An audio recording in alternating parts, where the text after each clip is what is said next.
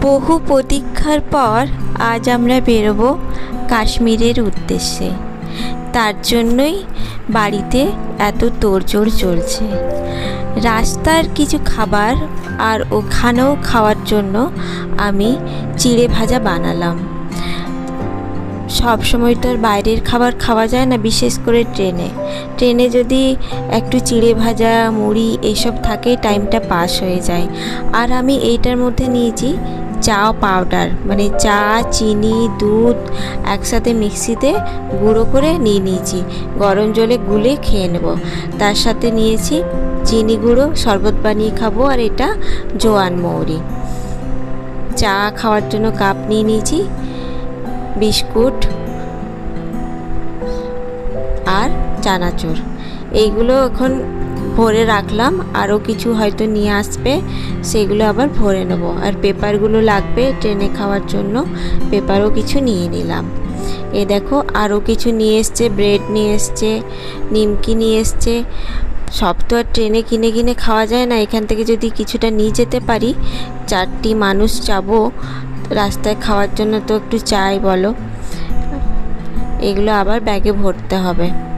আর এই যে ট্রলিটা মোটামুটি গুছানো হয়ে গেছে, চাবি লাগানো হচ্ছে। এই যে বড় ট্রলিটা, এটাতে আমরা নিয়েছি শীতের জিনিসপত্র, 4 জনকার সোয়েটার, জ্যাকেট, চাদর, বেডশিট সব নিয়েছি।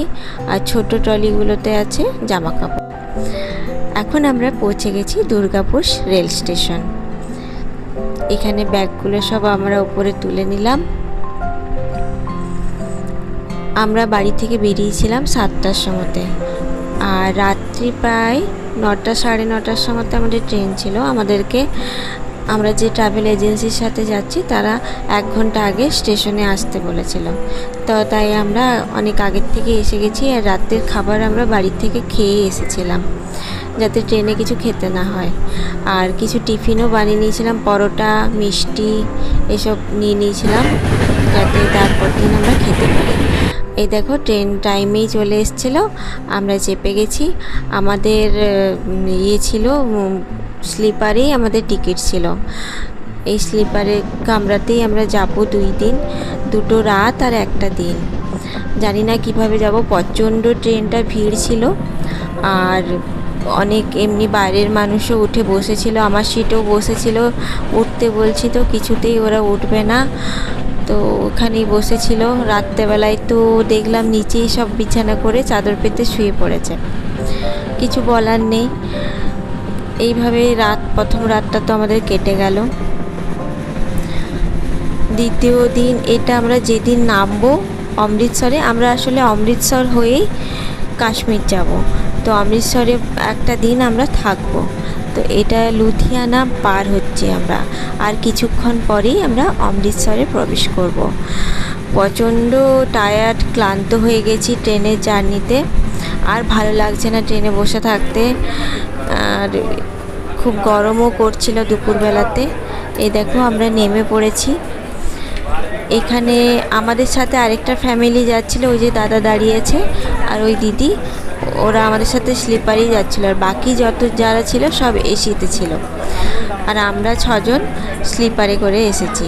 তো বাকি যারা এসেছিলো সবাইকে মেসেজ করে দেওয়া হলো, একটা গ্রুপ বানিয়ে নেওয়া হয়েছে সবাইকার, যে গ্রুপে মেসেজ করলো যে প্যান্টিকারের সামনে এখানে চলে আসতে। তো এখানে আমরা সবাই এসে পৌঁছে গেছি। এবারে আমরা এক এক করে বেরোচ্ছি স্টেশনের বাইরে। এটা অমৃতসরের স্টেশন, এই দেখে না স্টেশনটা। তারপরে বাসে করে আমাদেরকে নিয়ে এলো একটা হোটেলে। এই যে হোটেলের রুমে আমরা ঢুকে পড়েছি, আমাদের এটা রুম দিয়েছে। রুমটা বেশ ভালোই বটে, এসি লাগানো আছে, কিন্তু আমাদের রুমে এসি চলছিল না। আর এসি দরকারও নেই মনে হয়, কেন কি রুমটাতে আমরা খুবই কম টাইম থাকবো। আমাদেরকে বলে দেওয়া হলো তাড়াতাড়ি ফ্রেশ হয়ে আর ব্রেকফাস্ট করে জালিয়ানবাগ দেখে নিয়ে আসতে, কেন কি ওটা 1টার সময় বন্ধ হয়ে যাবে। আমরা তো হোটেলে এসেছি 10:30টার সময়তে। আর ওইখান থেকে আবার কাছেই বললো স্বর্ণ মন্দিরে দেখে নিতে বললো। তো আমরা তাড়াতাড়ি করে ফ্রেশ হয়ে 4 জন মিলে বেরিয়ে পড়লাম জালিয়ানবাগ দেখতে।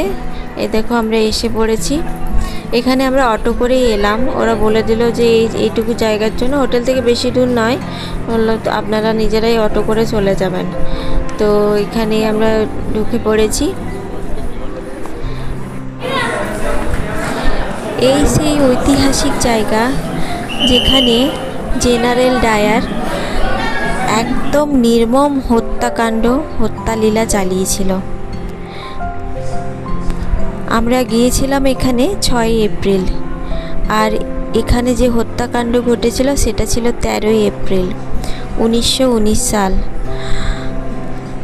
ওখানে গিয়ে মানে প্রত্যেকটা জিনিস অনুভব করছিলাম যে আজ থেকে 100 বছর 105 বছর আগে কি ঘটেছিল এখানটাতে। এই সেই কুয়া, এই সেই শহীদ কুয়া। এটা ভালো করে বাঁধিয়ে দিয়েছে কাঁচ দিয়ে। এখান থেকে 120 জনের লাশ পাওয়া গেছিল, ছেলে বড় বাচ্চা সবাই মিলিয়ে। প্রাণে বাঁচার তাগিদে সবাই এখানে কুয়োতে ঝাঁপ দিয়েছিল, কিন্তু কেউ বাঁচতে পারেনি। তারপরে আমরা হাঁটতে হাঁটতে আরও এগিয়ে গেলাম। ভেতরে মিউজিয়ামও বানিয়েছে শহীদদের স্মৃতির উদ্দেশ্যে, আর সেখানে শো চলছে। সেখানে দেখানো হচ্ছে যে কিভাবে সব ঘটেছিল। আর ওই যে স্তম্ভটা, ওইখানেই ওরা সভা করছিল। আর এই যে দেওয়ালগুলো দেখতে পাচ্ছ, এই দেওয়ালে এই যে 4 কোণ করে দাগগুলো দেওয়া রয়েছে, ওইগুলো গুলির দাগ। ওর ভেতরে গুলির দাগ আছে, গুলি লেগেছিল তার দাগগুলো। ওই দেওয়াল বেয়ে সবাই উঠে পালিয়ে বাঁচার চেষ্টা করেছিল, কিন্তু কেউ বাঁচতে পারেনি। এখানে যে গেটটা ছিল, সেই একটাই গেট ছিল, সেখান দিয়ে সবাই ঢুকবে, সেখান থেকে সবাই বেরোবে। আর ওই গেটটাই ওরা ব্লক করে দিয়েছিল ইংরেজরা। সেই জন্য কেউ তো বাইরে বেরোতে পারেনি না, সবাইকে এইভাবে নির্মমভাবে হত্যা করেছিল। আর এই স্থানটাতেই হচ্ছিল ওদের সভাটা, তাই এখানে একটা স্তম্ভ করে দিয়েছে, আর সামনে জল দিয়ে বাঁধিয়ে, আর এই যে পদ্ম ফুল ফুটেছে, কত সুন্দর লাগছে দেখতে ওদের স্মৃতির উদ্দেশ্যে। কেউ কিছু বুঝে ওঠার আগেই মাত্র 10 মিনিটে 1650 রাউন্ড গুলি চালিয়েছিল। তো আমরা এবার এখান থেকে বেরিয়ে গেলাম। বেরিয়ে পর এলাম স্বর্ণ মন্দিরে। প্রচণ্ড রোদ ছিল, আর আমাদেরকে বলে দেওয়া হয়েছিল যে দুপুর 3টার মধ্যে রেডি হয়ে নিতে ওই বাঘা বর্ডার যাওয়া হবে। তো দেখলাম তখন ঘড়িতে প্রায় 2টো বাজতে যাচ্ছে, তাই স্বর্ণ মন্দির বেশিক্ষণ ঘুরলাম না, কারণ যেয়ে পরে লাঞ্চ করতে হবে হোটেলে পৌঁছে। তাই আমরা ওই একটুকু বাইরের থেকে দেখে আবার তাড়াতাড়ি করে বেরিয়ে গেলাম। ভাবলাম সন্ধ্যাবেলায় এসে ভিতরে যাব। তো এখান থেকে দেখে আবার বেরিয়ে গেলাম। বেরিয়ে পরে হোটেলে গেলাম, দিয়ে লাঞ্চ করলাম, দিয়ে তারপরে আবার রেডি হয়ে আমরা ওই বাঘা বর্ডারের উদ্দেশ্যে রওনা দিলাম বাসে করে। বাঘা বর্ডারে আমরা পৌঁছে গেছি, কিন্তু একটু আমাদের লেট হয়ে গেছে যেতে। যে আগে যাবে সে আগে ভালো জায়গা পাবে। তো আমরা যখনকে পৌঁছালাম তখনকে দেখছি সব জায়গা ফুল, আর সেই দিন ছিল সানডে, সেজন্য আরও বেশি ভিড় হয়েছিল। তাই আমরা একদম গ্যালারির উপরে লাস্টে দাঁড়িয়ে আর দেখছিলাম। এই বাঘা বর্ডার বিখ্যাত বেটিং রিট্রিট সেরেমনির জন্যে। এখানে দেখো, প্রথমে তো ওই যারা সামনে লেডিসরা বসেছিল তাদেরকে সবাইকে ডাকলো এমনি ডান্স করার জন্য। গান বাজছিল, বলিউড ওই দেশাত্মবোধ গান বাজছিল, সেই গানের তালে তালে ওরা নাচ করছিল। তারপরে শুরু হলো ওদের প্রোগ্রাম। বাঘা হচ্ছে একটা গ্রাম যেটা ভারত আর পাকিস্তানের মধ্যে যে রাস্তা গ্র্যান্ড ট্রাঙ্ক রোড তার ধারে আছে। বাঘা অমৃতসর থেকে 20 কিলোমিটার আর লাহোর থেকে 32 কিলোমিটার দূরে আছে। আর এই সেরেমনি শুরু হয়েছিল 1959 থেকে স্টার্ট হয়েছিল।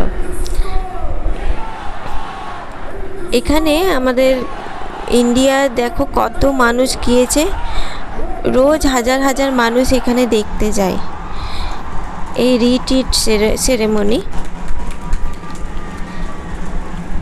প্রায় 40-45 মিনিট ধরে এই প্রোগ্রাম চলে, আর ওই সময় দুটো গেটে খুলে দেওয়া হয়, তারপরে আবার বন্ধ করে দেওয়া হয়, আর পতাকাটা আবার নিচে নামিয়ে নিয়ে রেখে দেওয়া হয়।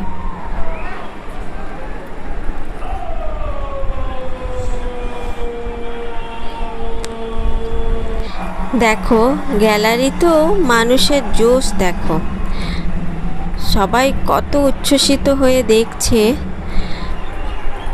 সত্যি এটা একটা ঐতিহাসিক মুহূর্ত।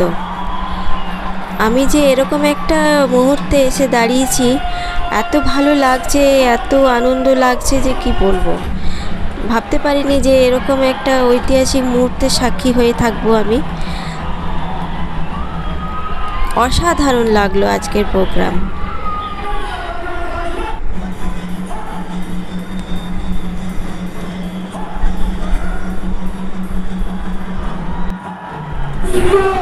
তো বাঘা বর্ডারের প্রোগ্রাম দেখার পর আমাদের একটু সন্ধে হয়ে গিয়েছিল, দিয়ে আমরা রাস্তার থেকেই আমরা স্বর্ণ মন্দিরের কাছাকাছি নেমে গেলাম বাস থেকে, দিয়ে একটা অটো করে স্বর্ণ মন্দির আবার চলে এলাম সন্ধেবেলায়।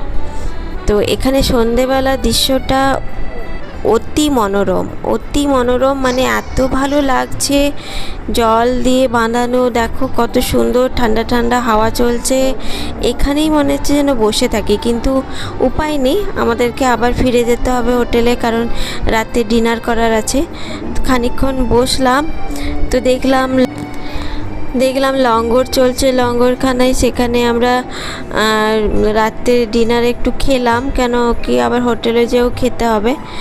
বেশি নয়, অল্প করে খেলাম, খুব ভালো লাগলো খাবারটা।